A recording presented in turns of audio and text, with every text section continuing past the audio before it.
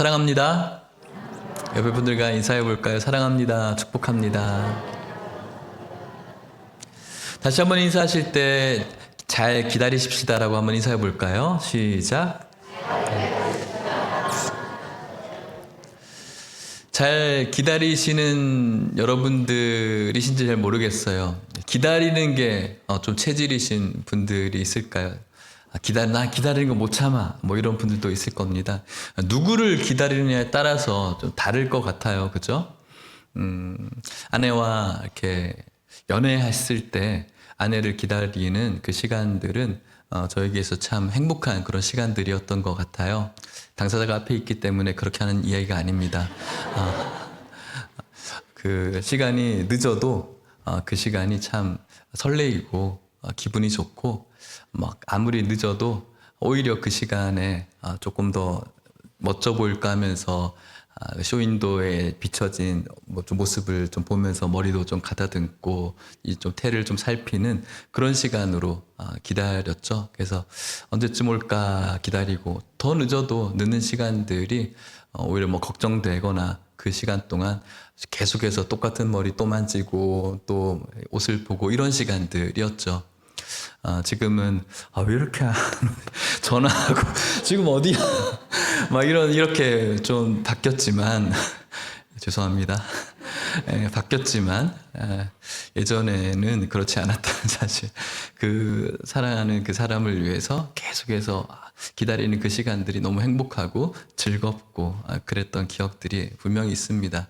여러분도 그러셨죠? 기억이 잘 안 나시죠? 그랬을 거예요. 지금 이제 기억이 잘 안 나시니까 그러실 텐데 그랬을 겁니다. 사랑하는 그 사람을 기다리는 것은 참 설레는 일이고 그리고 행복한 일이고 그 조금은 늦어진다고 해도 왜 이렇게 안 와라고 성질이 나기보다는 오히려 그 시간 동안 나를 더 잘 보일 수 있게끔 내 옷 매무새를 달리하고 머리도 다시 만져보는 그런 시간으로 그 시간들을 사용하죠. 예수님께서 분명히 다시 오시겠다라고 약속하셨습니다. 오시는 그 기간 동안 왜 이렇게 안 오시나라고 짜증내고 불평하는 우리들이 아니라 그 시간 동안 우리의 옷 매무새를 다시 한번 점검하고 더 신랑 되시는 예수님께 더 이쁘게 보이기 위해서 우리의 옷을 흰 옷으로 준비할 수 있는 그 마음, 그 마음이 주님을 기다리는 성도의 마음이라고 생각합니다. 이곳에 있는 우리 예일교회 성도님들이 그렇게 예수님을 기다리는 우리 모든 성도님들 되시기를 축복합니다. 예수님께서는 구약의 말씀대로 이 땅 가운데 나셨습니다. 그분께서는 이 땅 가운데서 제자들과 함께 공생의 사역을 시작하셨고 그리고 제자들에게 유대인들에게도 이야기했던 것처럼 헤어질 것을 예고하기도 하셨죠. 십자가를 지시기 전에 예수님은 제자들과 최후의 만찬을 하셨고 최후의 만찬을 하기 전에 이렇게도 말씀하셨어요. 요한복음 13장 3절 말씀에 보면 오늘 우리가 읽은 14장 전장이겠죠. 저녁 먹는 중 예수는 아버지께서 모든 것을 자기 손에 맡기신 것과 또 자기가 하나님께로부터 오셨다가 하나님께로 돌아가실 것을 아셨다라고 말합니다. 예수님만 아셨죠. 다른 사람들은 이것에 대해서 그렇게 큰 신경을 쓰지 못했어요. 왜냐하면 예수님이 늘 우리와 함께하고 있는 줄 알았으니까요. 예수님께서 그렇게 말씀하시고 제자들의 발을 씻어 주십니다. 최후의 만찬이 벌어집니다. 그리고 예수님께서는 이렇게도 말씀하세요. 요한복음 13장 33절 말씀에 보면 작은 자들아 내가 아직 잠시 너희와 함께 있겠노라 너희가 나를 찾을 것이나 일찍이 내가 유대인들에게 너희는 내가 가는 곳에 올 수 없다고 말한 것과 같이 지금 너희에게도 이르노라. 너희들에게 지금 내가 이야기하는데 아직은 잠시 너희들과 함께 있을 건데 지난번에 내가 유대인들에게 얘기한 적 있지? 너희는 내가 가는 곳에 올 수 없다라고 이야기했잖아. 그런 것처럼 지금 너에게도 똑같이 얘기하고 있단다라고 말하는 거예요. 그러자 뭐 난리가 났죠. 베드로는 어디 가시는데요? 제가 어디든지 다 쫓아갈 거예요. 라고 뭐 자신 있게 이야기를 하지만 그 약속이 참 쉽게 무너지는 것을 우리는 잘 알고 있습니다. 불안했습니다. 그들은 예수님이 한 분 위해서라면은 아니 이분만 계시면 내 모든 것들을 다 걸 수 있다라고 생각했거든요. 그래서 그들의 가족도 두고 또 배도 두고 다 두고 예수님을 쫓은 것 아닙니까? 그리고 이분이 하는 것을 보니까 너무 대단한 거죠. 사람들이 할 수 없는 일들을 하기 시작하는데 와 정말 저 사람만 저분만 있으면 내가 나중에 뭐 한 자리 할 수 있겠구나. 왜냐하면 예수님께서 가는 곳마다 병자들을 고치셨을 뿐만 아니라 하나님 나라에 대해서 계속해서 선포하셨죠. 그들은 하나님 나라가 이 세상에서 얻어지는 물리적인 나라들을 생각했습니다. 하나님 나라가 옛날 다윗과 솔로몬의 그 영화처럼 이스라엘이 이 로마의 압제로부터 독립을 하고 다시 이 모든 세상을 호령하는 그날이 올 것이다. 그래서 저분이 왕이 되시면 우리가 어떤 자리를 얻을까에 대한 그런 논쟁도 서로가 벌어졌었죠. 그런데 그 예수님께서 내가 가는 곳에 너희는 올 수 없다라고 이야기하니 그들의 마음이 난리가 난 것이죠. 지금까지 이분 때문에 내 삶을 올인했는데 이분 없으면 이제 어떡하지? 라는 그런 마음. 그리고 한편으로는 두려운 마음, 불안한 마음이 드는 것입니다. 그런 그들에게 오늘 우리가 14장 말씀을 중반전부터 읽었는데 2절에 예수님께서 가시는 목적에 대해서 말씀하세요. 같이 읽어볼까요? 시작. 내 아버지 집에 거할 곳이 많도다. 그렇지 않으면 너희에게 일렀으리라. 내가 너희를 위하여 거처를 예비하러 가노니 3절도요. 가서 너희를 위하여 거처를 예비하면 내가 다시 와서 너희를 내게로 영접하여 나 있는 곳에 너희도 있게 하리라. 아멘. 예수님께서 내가 거처를 예비하기 위해서 2절 말씀에 보면은 가겠다라고 너희를 위한 거처라고 말씀하고 있는 것입니다. 그 거처가 어디겠습니까, 여러분? 하나님의 나라, 천국을 이야기하는 것입니다. 그 천국을 예비하기 위해서 예수님께서 이제 너희들이 알 수 없는 그곳으로, 너희들이 올 수 없는 그곳으로 가겠다는 것이죠. 예수님께서 거처를 예비하는 것, 그 천국을 우리에게 주시기 위한 수단은 무엇입니까? 어떻게 그 거처를 예비하고 있을까요? 뼈대를 만들고 설계를 하고 뼈대를 만들고 이제 콘크리트로 뭐 이런 걸로 다 지어서 이렇게 미장하고 도장하고 뭐 이렇게 지금 하고 계실까요? 예수님께서 제자들에게 이 거처를 예비하시는 수단은 바로 예수 그리스도의 십자가의 죽으심입니다. 우리가 하나님 나라의 거처로 옮길 수 있는 그 수단은 예수 그리스도께서 우리가 가지고 있는 이 죄의 속성을 대속하심으로 인하여서 우리의 거처가 그곳으로, 우리의 주소지가 그곳으로 바뀌어지게 된다는 사실을 다시 한번 기억하셨으면 좋겠습니다. 예수님께서 뭐 부귀와 영화를 누리기 위해서 가시는 것이 아니라 지금 너희들을 위해서 죽으러 간다는 말을 지금 은유적으로 말씀하고 있는 것입니다. 제자들은 그것을 깨닫지 못하죠. 어디 가십니까? 어디 간다고요? 우리도 갈래요 라고 말하는 것이죠. 제자들은 따라갈 수 없는 길, 오직 예수님만 할 수 있는 그 길이었습니다. 우리의 거처를 예비하기 위해서, 우리의 주소지를 천국으로 바꾸기 위해서 2000년 전에 예수님은 십자가에 오르셨음을 저와 여러분들이 기억하셔야만 됩니다.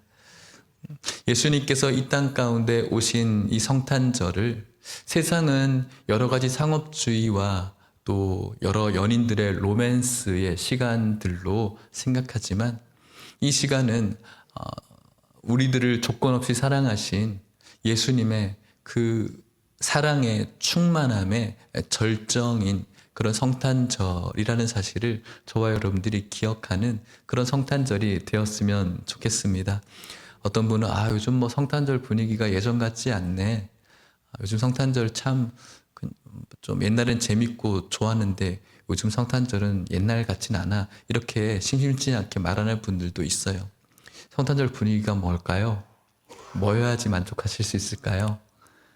옛날처럼 새벽송하고 선물도 서로 주고받고 서로 막 재밌고 즐거우면 그게 우리가 바라는 성탄절 분위기여야 될까요? 저는 그것은 잘못되었다라고 생각이 들어요.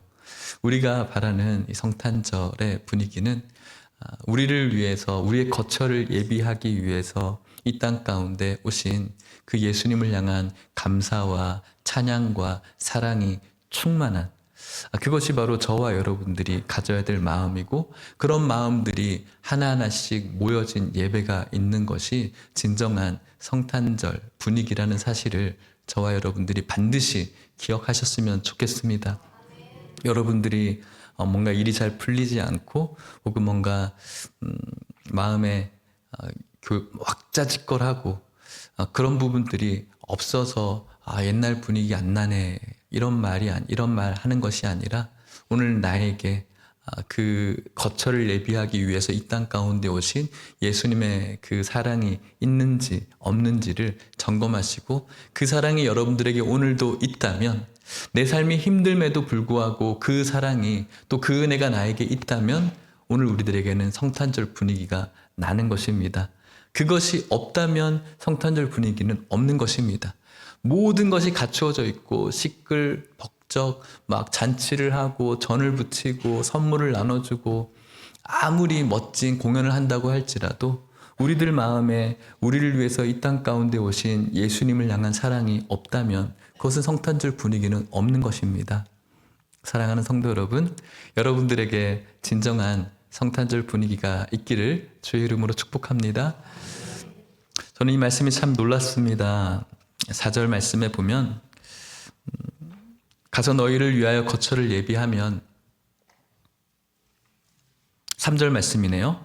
가서 너희를 위하여 거처를 예비하면 예수님께서는 오시겠다라고 말씀하는 거예요. 분명히 구약에는 처음으로 오실 메시아에 대해서 예언을 했습니다. 그 예언은 1.1획도 변함없이 다 성취가 되어졌습니다. 여러 가지의 모습으로 그 당시에 알 수 없었던 표현들이 신약에 예수님께서 오셔서 기적을 베풀면서 또 하신 말씀으로 여러 가지 사건으로 성취가 되어졌고 그대로 베들레헴에 오시겠다라고 하신 그 예수님은 그대로 오셨고 또 그의 모습은 참 흠모할 것이 없는 그런 모습으로 오셨습니다. 왕의 어떤 대단한 모습으로 오시지 않고 볼품없는 모습으로 오셨습니다. 그가 하신 모든 것들은 분명히 이루어졌고 십자가를 지기까지 그의 예언의 모든 부분들은 성취되었습니다. 나귀까지 타시고 나무에 인자가 들려야 된다는 그 말씀처럼 오르셨죠? 찢기셨습니다. 마찬가지입니다.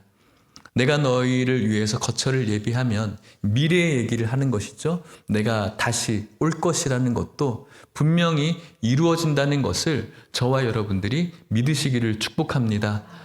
다시 오셔서 무엇을 하겠는가? 내게로 영접하시겠다라고 말씀하는 겁니다. 우리를 영접하시겠다라는 겁니다. 얼마나 놀라운 말씀입니까? 성도님들을 신방할 때가 참 많이 있습니다. 성도님들이 정말 반가운 마음으로 저를 영접해 주십니다. 제 마음이 얼마나 황송한지, 얼마나 좋은지, 감사한지 모르겠어요. 제가 뭐가 된다고 저를 너무나 반갑게 영접해 주시고 이렇게 환영해 주시면은 몸둘 바 모를 정도로 너무너무 행복해요. 그런데 다른 존재가 아니라 하나님이 우리를 영접해 준다는 것은 정말로 놀라운 영광이고 축복이라고 할 수가 있겠죠. 그 영접에 오늘 이곳에 있는 성도님들이 열외되어지지 않기를 주의 이름으로 축복합니다. 다른 복음서에도 이렇게 이야기를 합니다. 마가복음 13장 24절에서 27절 말씀인데요. 그때 그가 환난 후 해가 어두워지며 달이 빛을 내지 아니하며 별들이 하늘에서 떨어지며 하늘에 있는 권능들이 흔들리리라. 말세에 대한 징조들을 이야기하는 것입니다. 26절에 그때에 인자가 구름을 타고 큰 권능과 영광으로 오는 것을 사람들이 볼 것이다. 사람들이 볼 것입니다. 그런데 7절 말씀 같이 읽어볼까요? 시작. 또 그때에 그 천사들을 보내어 자기가 택하신 자들을 땅 끝으로부터 하늘 끝까지 사방에서 모으리라. 아멘. 분명히 보게 될 것이고 그 가운데 하실 일이 있는데 천사들을 보내실 것이고 하나님이 택하신 자들을 땅 끝으로부터 모든 곳이죠. 하늘 끝까지 사방에서 모으게 될 것이라고 약속하고 있는 것입니다. 아직 이루어지지 않았습니다. 하지만 이 일은 분명히 일어나게 될 것입니다. 지금까지도 성취되어지고 일어난 것처럼 앞으로 이 일은 분명히 일어나게 된다는 사실을 저와 여러분들이 명심하실 수 있었으면 좋겠습니다. 이 말은 우리들에게 있어서 굉장히 중요한 말입니다. 그냥 넘어가는 여러분 우리 다 천국 갑니다라고 누군가 이야기하면서 여러분들의 마음을 그냥 안심시키고 즐겁게 해주는 말이 아니에요. 분명히 이 날은 오게 될 것이고 그날에는 천사들이 땅끝에서부터 하늘까지 하나님의 백성들을 모으는 그 작업을 하게 될 거라는 거죠. 그때 우리들의 이름이 호명되기 시작할 것입니다. 호명을 하실지 영적인 호명들이 있겠죠. 그때 부름 앞에 저와 여러분들의 이름이 분명히 들려져야 됩니다. 그런데 중요한 것은 교회를 다님에도 불구하고 이 이름이 안 불려질 수 있다는 것에 저와 여러분들은 집중해 볼 필요가 있는 것입니다.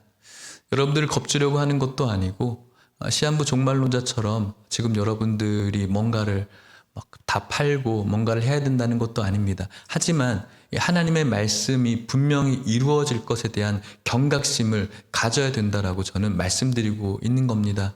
저는 여러분들의 마음을 즐겁게 하고 싶습니다. 여러분을 다 천국 가십시오. 천국을 제가 주는 게 아니죠. 여러분 우리 이 말씀처럼 여러분을 다 천국 가십시오. 제가 줄 수만 있다면 얼마나 좋겠습니까? 하지만 성경은 분명히 말씀합니다. 그날에 하나님께서 모으실 거라고, 선택된 자들을 모으실 것이라고 이야기하고 있는 것입니다. 내가 교회를 다니고 있다고 해서가 아니라 내가 열심히 뭔가를 하고 있다 그것이 아니라 예수 그리스도를 믿는 믿음과 관계 있는 자들만이 불림을 당하게 된다는 사실을 기억할 수 있기를 축복합니다. 오늘 이곳에는 물론 기존에 잘 믿고 있는 분들도 계시겠지만 이제 막 믿음을 시작하신 분들도 있습니다. 축복합니다. 그리고 아직 믿음이 없는 분들도 있습니다. 그분들 역시 축복합니다. 오늘 이 말씀을 우리가 동일하게 들었는데 이 말씀 앞에 저와 여러분들의 마음이 열려질 수 있는 은혜가 있기를 축복합니다. 지금까지 하나님의 말씀은 다 성취되어졌고 그분께서는 분명히 오셨습니다. 다시 오신다라는 그분의 말씀도 분명히 일어나게 될 것입니다. 그 말씀을 믿고 기다리는 이곳에 있는 모든 성도님들 되시기를 축복하고 훗날 그분이 영접하시고 그분이 호명하실 때, 부르실 때, 땅끝에서부터 모으실 때 이 시간 이 장소에 있는 여러분들 한 분 한 분들 한 분도 열애함 없이 이 부름 앞에 응답받으시는 성도님들 되시기를 주님의 이름으로 축복합니다. 특별히 믿음이 없으시고 연약한 분들에게 그러한 은혜가 있기를 주님의 이름으로 축복합니다. 그러면서 4절 말씀에 이렇게 예수님 말씀하세요. 내가 어디로 가는지 그 길을 너희가 아느니라. 내가 어디로 가는지 너희들 알걸 이라고 이야기를 해요. 제자들은 잘 모르죠. 왜냐하면 그들이 예수님의 십자가 앞에서 다 도망갔지 않습니까? 예수님의 그 기적은 보았지만 예수님의 하나님임을 메시아임에 대해서는 여전히 온전히 믿지 못하는 상태. 훗날 성령님께서 임재했을 때 성령님을 통하여서 그들은 완전히 각성되기 시작하죠. 그렇습니다. 5절에 도마가 이렇게 말해요. 도마가 이르되 주여 주께서 어디로 가시는지 우리가 알지 못하거늘 그 길을 어찌 알겠사옵나이까 라고 말해요. 도마가 이야기했지만 사실은 도마는 모든 제자들을 대표해서 이야기한 것뿐이에요. 도마만 모른 게 아니라 다 몰랐죠. 주님 어디로 가는 건데요? 주님께서 어디로 가는지 우리가 알지 못하는데 그 길을 우리가 어떻게 알아요? 라고 묻는 거예요. 예수님께서는 그러한 질문에 우리가 너무나 잘 알고 있는 구절, 이 말씀을 하고 있는 겁니다. 같이 고백해 볼까요? 네, 7절 말씀, 6절 말씀입니다. 시작. 예수께서 이르시되 내가 곧 길이요 진리요 생명이니 나로 말미암지 않고는 아버지께로 올 자가 없느니라. 아멘. 아버지께로 가는 곳, 그것이 바로 목적지이고 그 길은 오직 예수 그리스도를 통해서만 갈 수 있다라고 말하는 겁니다. 내가 곧 길이고 내가 곧 진리이고 내가 곧 생명이다. 나로 말미암지 않고는 아버지께로 갈 자가 없다. 나를 통해서 갈 수 있다는 것이죠. 요한복음에는 특별히 나는 뭐뭐시다라는 그런 표현들이 많이 나오고 있어요. 그래서 나는 빛이다, 나는 생명의 떡이다, 나는 생수이다, 나는 선한 목자이다, 이런 나는 뭐뭐시다. 헬라어로 에고 에이미라고 하거든요. 하나님께서 자신을 계시하는 그런 선포라고 이해하면 될 것 같습니다. 그래서 에고 에이미, 나는 곧 길이다. 에고, 나는 진리이다. 나는 생명이다. 그 에이미의 이 동사의 시제 이런 거 얘기하면 우리가 굉장히 머리 아프죠. 그래서 공부하는 시간이 아니라 시제를 보면은 우리가 조금 더 이해할 수가 있는데 이 에이미라는 시제가 현재형으로 쓰였어요. 이렇게 현재형으로 쓰인 것은 의미가 있는 거예요. 과거형으로 쓰였다면 내가 옛날에는 길이었어. 내가 옛날에는 생명이었어. 옛날에는 내가 진리였어 라고 대답하는 것이죠. 미래형으로 쓰여지면은 내가 지금은 그렇지 않은데 나중에는 내가 생명이 될 거야, 길이 될 거야, 진리가 될 거야 라고 쓰여지겠죠. 현재형으로 쓰여지고 있다는 것은 내가 지금 길이라는 거예요. 그리고 이것이 닫혀지지 않는 현재형이기 때문에 내가 과거에도 길이었고 지금도 길이고 앞으로 미래에도 길이라는 거예요. 내가 이전에도 진리였고 지금도 진리이고 앞으로도 진리가 될 것이라는 거죠. 나는 옛날에도 과거에도 생명이었고 지금도 생명이고 미래에도 생명이라는 거예요. 2000년 전에 하신 이 말씀은 2024년에 읽고 있는 우리들에게도 지금도 그분께서는 하나님께로 나아가는 길이 되어 주시는 줄 믿습니다. 지금도 그분께서는 하나님을 알아가는 절대적인 진리이심을 믿으시기를 축복합니다. 지금도 마찬가지입니다. 그분을 통해서만이 영원한 생명을 얻을 수 있다는 사실을 믿으시기를 축복합니다. 오늘 우리는 예수 그리스도를 통하여 하나님께로 나아갈 수 있는 은혜를 입은 자들입니다. 예전에는 제사를 드렸습니다. 구약의 제사장들은 정해진 사람들이었습니다. 구약의 제사장들은 정해진 장소였습니다. 지성소였죠. 정해진 시간에 하나님 앞에 나아갈 수 있었습니다. 하지만 지금은 정해진 사람들이 아닙니다. 예수 그리스도를 믿는 성도들 누구나 하나님의 보좌 앞으로 나아갈 수 있는 담력을 얻었습니다. 누구를 통해서요? 예수 그리스도를 통해서 모든 휘장을 찢으셨습니다. 얼마나 놀라운 은혜입니까? 우리는 이제 양을 잡을 필요가 없습니다. 소를 잡을 필요가 없습니다. 지난번 인도네시아 갔을 때 그들의 절기를 지키기 위해서 잡기 위해 마련해둔 염소 사진을 한번 보여드린 적이 있습니다. 여전히 그들은 염소를 잡지만 우리는 그 염소를 더 이상 잡지 않습니다. 그 염소를 통해서 나가는 것이 아니라 우리를 위해서 오셨고 우리를 위해서 죽으시고 우리를 위해서 다시 오신 그분의 이름으로 이 보좌 앞으로 나아갈 수 있다는 사실을 기억하십시오. 우리가 기도합니다. 우리가 그냥 기도하지 않습니다. 그분의 이름으로 기도합니다. 왜냐하면 그분의 이름을 통하여 주님께 나아갈 수 있기 때문에 그런 것이죠. 사랑하는 성도 여러분, 예수 그리스도를 말미암지 않고는 하나님께로 나아갈 수가 없음을 다시 한번 기억할 수 있기를 축복합니다.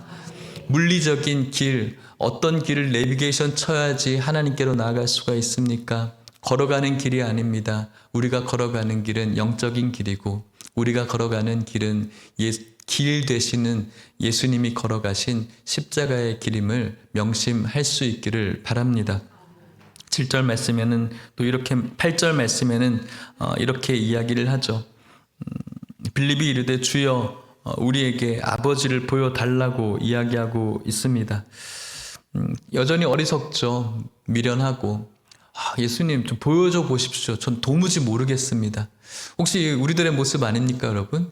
내가 좀 잘 믿어 볼 테니까 좀 보여줘 보라고 이야기하는 그런 분들이 분명히 계십니다. 믿지 않는 여러 남편과 아내는 뭐 더 그럴 수도 있겠고요. 자녀들도 마찬가지고요. 믿으면서도 믿음이 연약하니까 좀 보여주십시오. 그럼 내가 더 확실히 믿어 볼게요. 라고 여러분들도 그런 마음이 들 것입니다. 그런데 여러분, 하나님께서 우리들에게 이런 기적들을 보여주신 분들도 있고 체험하게 하시는 분들도 분명히 있겠습니다. 그런데 이것을 한번 곰곰이 생각해 보십시오. 하나님께서 그런 기적을 주시고 이런 경험을 주실 때 얼마나 믿지 못하면 그런 기적을 주겠습니까? 나에게 기적이 일어난 것이 뭔가 내가 영적으로 특별해서 내가 무언가 은혜가 충만해서 기적이 일어났다고 생각합니까? 물론 넓은 범위에서 그럴 수도 있겠습니다만 그런 기적이라도 보여줘야 믿을 수 있으니까 하나님께서 주신 것이죠. 그런 경험이라도 좀 해야지 내가 믿을 수 있으니까 하나님께서 주신 은혜이죠. 우리가 보지 않고 그런 기적이 없이 오늘도 그분을 나의 구원자로 믿고 있다면 그것은 더 놀라운 기적이고 더 놀라운 축복임을 여러분들이 아셨으면 좋겠어요. 예수님 말씀하시거든요. 보지 않고 믿는 자가 어떻다고요? 복되다라고 말하잖아요. 그런데 우리는 보고 믿으려고 해요. 복되지 않게 믿으려고 그래요. 예수님께서는 분명히 보지 않고 믿는 자가 복되다라고 이야기하거든요. 그런데 우리는 막 기적을 받았어요. 근데 그 기적을 막 간증하죠. 나 이런 기적 받았어. 나 대단하지. 내가 이렇게 영적인 사람이야. 아니요. 그 기적은 이 기적이라도 줘야지 네가 믿을 것 아니냐라는 믿음 없음을 드러내는 말일 수 있거든요. 그런데 본인이 기적을 체험했다고 본인이 뭔가 이런 경험을 했다고 영적인 권위가 높은 사람처럼 난 이런 기적 받았어. 사실은 그 기적을 받았다면 그렇게 하면 안 되죠. 주님, 제가 믿음이 없어서 그런 기적이라도 주셔서 내가 믿게 하셨군요. 라면서 어떻게 해야 될까요? 겸손해져야 되는 거예요. 그런데 글쎄요. 그런 분들을 별로 못 만나봤어요. 여러저리 간증하시는 분들을 보면은 내가 이런 기적 받았습니다. 교만해질 수 있기에 딱 좋죠. 그런 기적으로 인해서 내가 얼마나 믿음 없는 자였는지를 겸손해져야 되는 거예요. 오히려 보지 않고 믿는 것이 복되다. 믿음은 보지 못하는 것의 실상이라고 이야기했어요. 믿음은 보지 못하는 거예요. 하지만 그것이 현실로 받아들이는 거예요. 보여지지 않지만 리얼이라는 거예요. 그런데 우리는 보여져야지 리얼이죠. 그것은 믿음이 아니에요. 사랑하는 성도 여러분, 오늘 이 빌립이 보여주십시오. 우리들도 역시 보여주십시오. 하지만 예수님 분명히 말씀하세요. 보지 않고 믿는 것이 복된 것. 믿음이라는 것은 보지 못하는 것을 현실이라고 받아들이는 것. 오늘 저와 여러분들에게 이 복된 믿음이 있기를 주의 이름으로 축복합니다. 예수님 말씀하세요. 9절 말씀에 보면 예수께서 이르시되 빌립아 내가 이렇게 오래 너희와 함께 있으되 네가 나를 알지 못하느냐? 나를 본 자는 아버지를 보았거늘 어찌하여 아버지를 보이라 하느냐? 빌립아 내가 이렇게 오래 너희와 함께 있는데 보지 못했어? 라고 반문하고 있는 거예요. 이렇게 오래 있었는데 보지 못했다라는 거예요. 무엇을 이야기하는 걸까요? 오늘날 우리들에게 신앙생활 오래 하지 않았습니까? 우리들이 믿음의 성장들, 신앙의 성장들은 얼마나 교회 오래 다녔느냐와 상관이 없다는 것을 말하는 거예요. 나 교회 50년 다녔어. 나 모태신앙으로서 지금까지 교회 다녔어. 귀한 겁니다, 여러분. 좋은 겁니다. 저는 여러분들이 교회 오래 다녔으면 좋겠어요. 어릴 때부터 주님 오신 날까지 계속해서 교회를 오래 다녔으면 좋겠어요.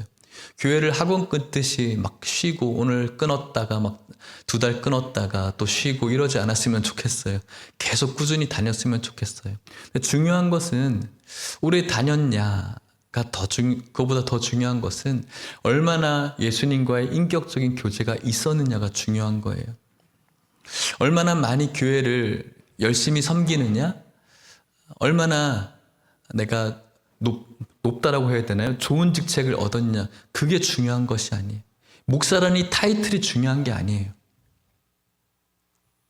내가 성도로서 예수님과 얼마나 깊은 교제를 했는가가 중요해요.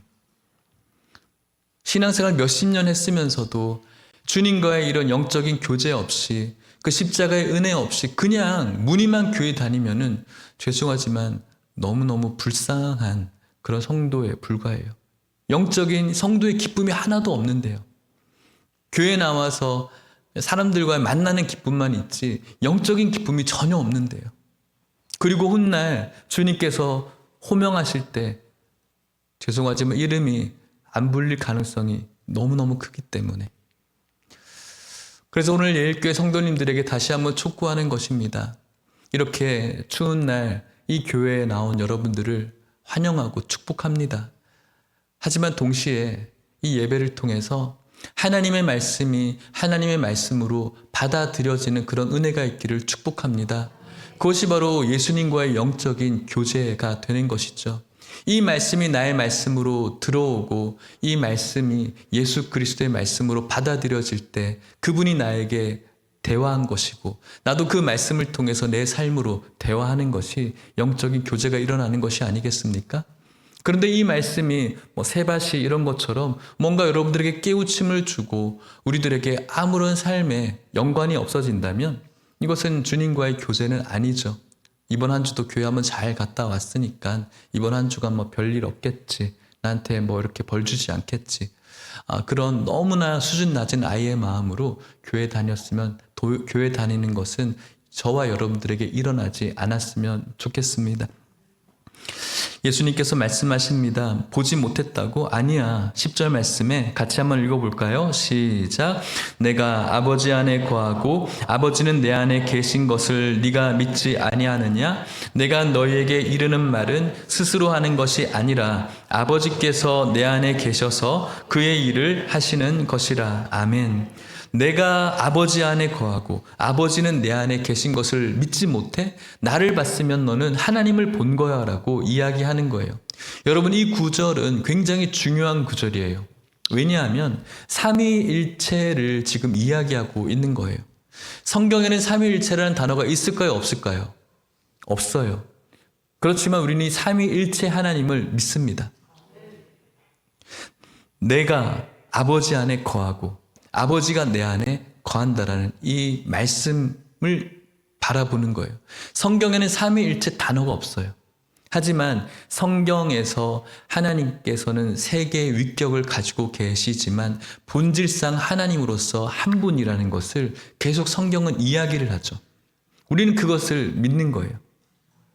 삼위일체를 부정하면 이단이 되고 사이비가 되는 거예요. 그래서 신천지나 이런 사이비와 이단은 삼위일체를 부정해요. 이단들은. 왜냐하면 인간인 자신 스스로가 하나님이 되어야 되거든요.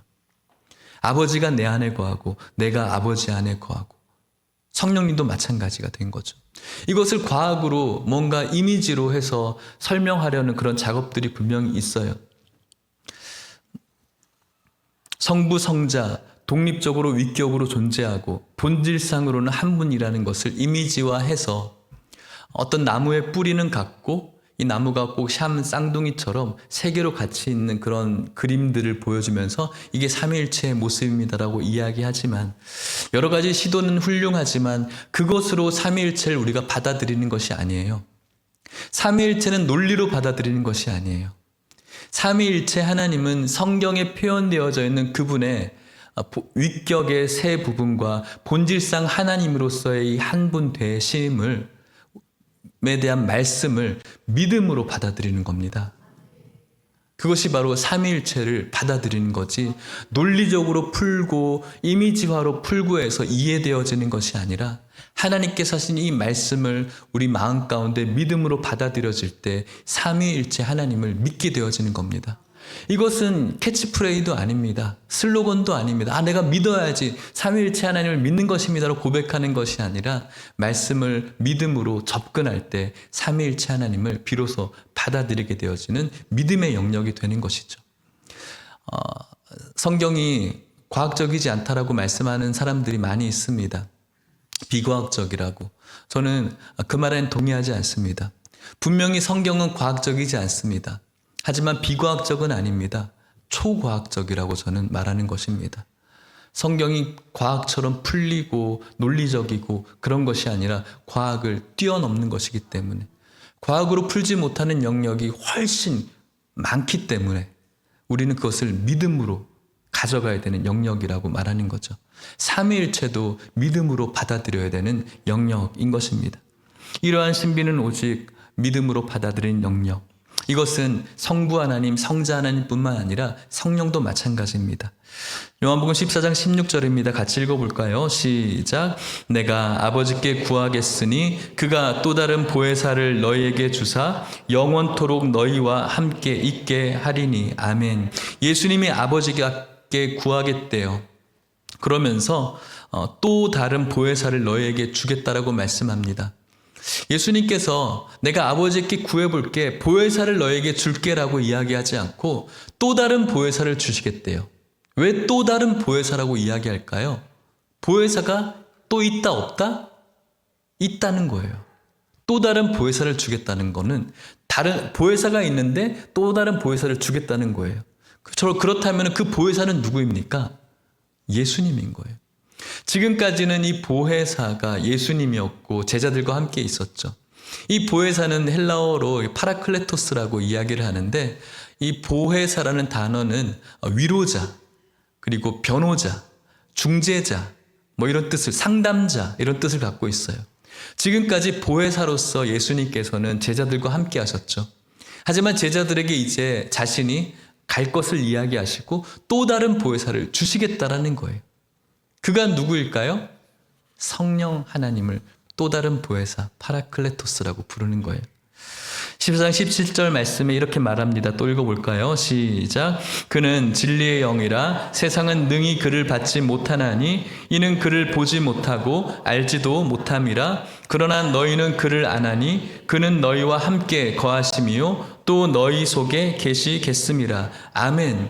또 다른 보혜사가 진리의 영이십니다. 예수 그리스도는 누구라고요? 길이요 진리라고 이야기를 하지 않습니까? 또 다른 보혜사도 진리의 영이십니다. 그렇기 때문에 위격으로서 성부 하나님, 성자 하나님, 성령 하나님으로서 나뉘어져 있지만 하나님으로서의 본질은 동일하죠. 삼위일체 하나님이라는 겁니다. 그 보혜사 성령님께서는 우리와 함께 하시고, 예수님께서 하늘에 계심으로 제자들은 불안했죠, 두려웠죠, 힘들었죠. 하지만 그들을 그냥 내버려 두지 않으시죠. 보혜사 성령님을 보내셔서 14장 18절 말씀 같이 읽겠습니다. 시작. 내가 너희를 고아와 같이 버려두지 아니하고 너희에게로 오리라. 아멘. 그들을 고아처럼 내버려 두지 않는데요. 오늘 저와 여러분들을 고아와 같이 내버려 두지 않습니다. 예수님께서 다시 오심을 기다리고 있는 우리들은 어쩌면은, 물론 여러분들이 인간관계가 좋아서 사람들이 많이 있을 수 있겠지만 영적으로 참 외로운 존재가 될 수밖에 없습니다. 왜냐하면 세상은 진리의 영이 아니라 미혹의 영들이기 때문에 그렇습니다. 어둠의 영 가운데 진리의 영으로 서 있으려니 얼마나 우리가 외롭습니까? 그런 우리들을 성령님께서는 도와주시고 변호하시고 상담해 주시고 위로해 주시는 보혜사라는 사실을 기억할 수 있기를 축복합니다. 그분께서 저와 여러분들을 기다리는 모든 시간 가운데 고아처럼 내버려 두지 않는다는 사실을 명심하십시오. 그리고 예수님 말씀합니다. 19절. 조금 있으면 세상은 다시 나를 보지 못할 것이다. 너희는 나를 볼 것이다. 이는 내가 살아있고 너희도 살아있겠음이라. 그리고 그 후에 어떤 일이 벌어질까요? 20절 같이 읽습니다. 시작. 그날에는 내가 아버지 안에, 너희가 내 안에, 내가 너희 안에 있는 것을 너희가 알리라. 훗날 하나님을 눈으로도 볼 수 있고 배우고 우리가 알 수 있는, 완전히 알 수 있는 날이 오게 된다는 사실을 믿으시기를 축복합니다. 사랑하는 성도 여러분, 대림절 두 번째 주일입니다. 첫 번째 오심의 약속을 하나님께서 지켰습니다. 두 번째 오시겠다는 재림의 약속을 분명히 하셨습니다. 그 약속도 분명히 지키실 줄 믿습니다. 그런 약속에 우리가 어떻게 반응해야 될까? 기다리는 자에게 주어져야 될 최고의 덕목은 바로 믿음인 것을 저와 여러분들이 기억하셨으면 좋겠습니다. 오늘 14장의 대전제와 같은 말씀이죠. 14장 1절 말씀 믿음으로 같이 읽어볼까요? 시작. 너희는 마음에 근심하지 말라. 하나님을 믿음이 또 나를 믿으라. 아멘. 제자들은 근심할 수밖에 없었죠. 우리들도 근심하지 않습니까? 신앙생활하면서도 천국이 있는 것일까? 세상에 하나님이 계실까라는 우리의 불신이 있을 수 있습니다. 내 현실을 볼 때도 느껴지고 세상이 돌아가는 걸 볼 때도 느껴지는 것 같습니다. 또 혹시 그런 날이 있지 않을까 봐 우리 안에 불안한 마음도 있을 것 같습니다. 하지만 우리 안에 성령님 분명히 내주한다는 사실을 기억하십시오. 우리에게 말씀합니다. 근심하지 말라. 하나님을 믿으니 또 나를 믿으라 라고 말씀합니다. 이 믿음이 저와 여러분들에게 있기를 축복합니다. 말씀을 마치도록 하겠습니다. 예수님께서 거처를 우리를 위해서 예비해 두기 위해서 십자가에 죽으셨습니다. 정확한 사실이고 그것은 우리들에게 우리의 주소지를 이 땅에서 하나님 나라로 옮기시는 역사입니다. 분명히 이 사실이 있음에도 불구하고 도마처럼 우리가 하나님께로 어떻게 가는지 알지 못해요 라고 오늘도 묻고 또 의아해하는 우리들의 모습이 있습니다. 그리고 빌립처럼 제자들이었죠. 다들 보여주십시오. 하나님 좀 보여주십시오 라고 분명히 이야기할 때도 있습니다. 그런데 여러분, 저와 여러분들에게 성령님을 또 다른 보혜사로 주셨음을 기억하십시오. 그 성령님께서는 오늘 저와 여러분들이 하나님의 말씀을 볼 때 성령님이 조명하셔서 그 말씀 속에서 예수 그리스도의 진리를 발견할 수 있는 그런 지혜를 주십니다. 그리고 그 성령님께서는 저와 여러분들이 이 세상을 살아나가면서 믿지 않는 사람들과 만날 때 복음을 전하는 저와 여러분들 속에 예수님을 잘 가르쳐 줄 수 있도록 우리들에게 깨우치는 교사가 되어주시기도 합니다. 그리고 무언가를 변증해야 될 때 변호하게 하시는 그런 지혜도 성령님께서 주시는 줄 믿습니다. 예수 믿고 살아가는 것이, 그리고 그분을 하염없이 기다리는 것이 왜 이렇게 서글픈 일이고 힘든 일일까 고민할 때 고아처럼 저와 여러분을 내버려 두지 않고 위로해 주시는 분이 바로 보혜사 성령이신 줄 믿습니다. 믿음으로 그분 오심을 계속해서 기다릴 수 있는, 연인을 기다렸던 그 마음으로 왜 이렇게 안 오지 짜증내고 불편하고 불신하는 것이 아니라 그분 오실 때까지 우리의 옷 매무새를 갖추고 머리를 다시 매만져보고 우리의 마음을 영적으로 만져보면서 그분의 오심을 믿음을 가지고 기다릴 수 있는 저와 여러분들 될 수 있기를 주의 이름으로 축복합니다. 찬양 같이 하겠습니다. 주님, 제 마음이 너무 둔해서 주님을 볼 수 없습니다 라는 찬양입니다. 믿음에 관한 찬양인데 잘 모를 수도 있지만 가사를 의미하며 같이 찬양했으면 좋겠습니다.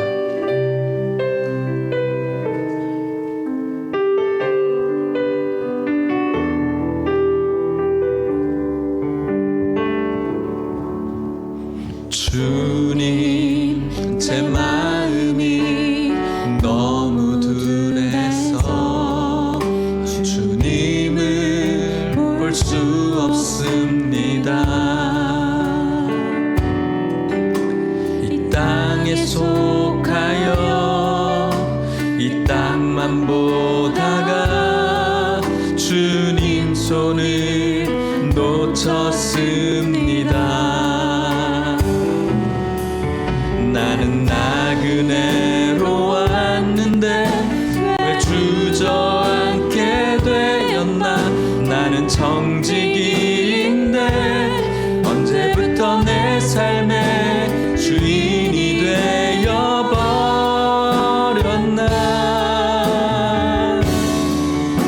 믿음이 없이는 기쁘시게 못하나니 고된 수고도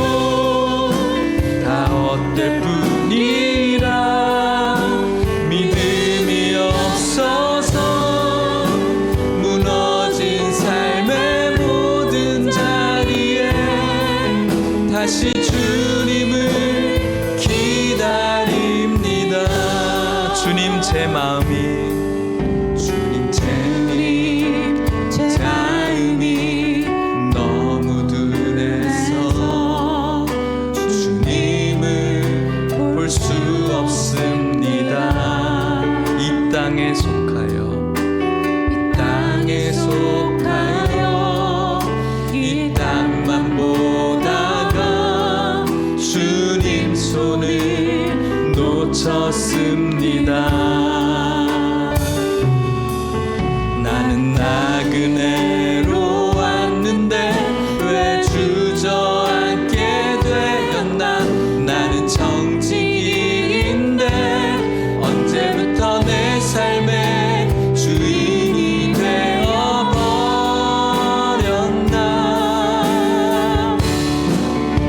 믿음이 없이는 기쁘시게 못하나니 주를 찾는 자 반드시 만나리. 믿음이 없어서 무너진 삶의 모든 자리에 다시 주님을 믿음이 없이는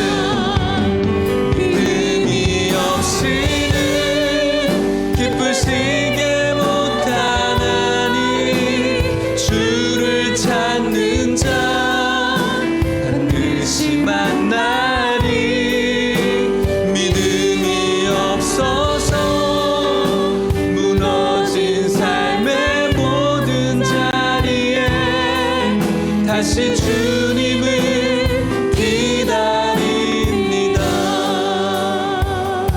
제가 기도하도록 하겠습니다. 하나님, 우리의 믿음이 너무 둔해서 주님을 볼 수 없었습니다. 주님, 이 땅에 속해서 이 땅에 발을 디디며 천국 소망을 가지지 못한 채 땅만 보다가 언제부턴가 주님 손을 놓쳐서 헤매이고 있습니다.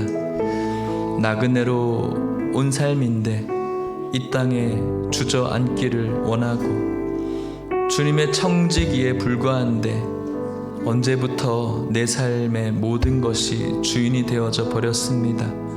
주님, 그래서 주님을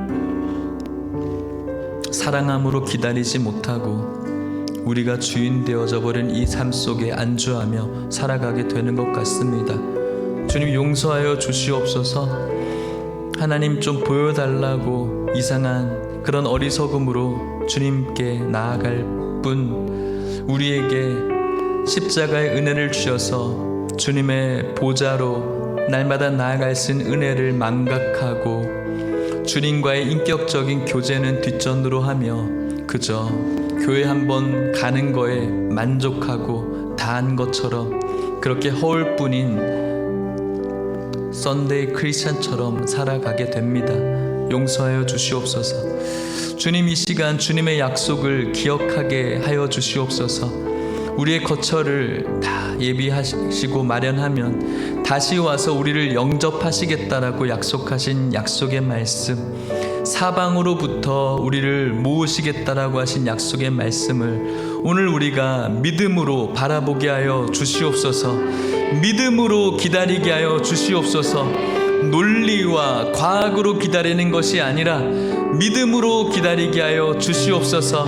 분명히 그 일은 일어나게 될 것이고 주님을 기다리면서 이 날을 사모함으로 여전히 우리들의 삶 속에 힘듦과 어려움과 여러 가지의 결핍과 슬픔이 존재하지만 그 모든 것들을 다 역전시키실 주님의 축복과 은혜를 바라보며 믿음으로 주님을 기다리는 신부들이 오늘 이곳에 있는 우리 모두가 될 수 있도록 축복하여 주시옵소서.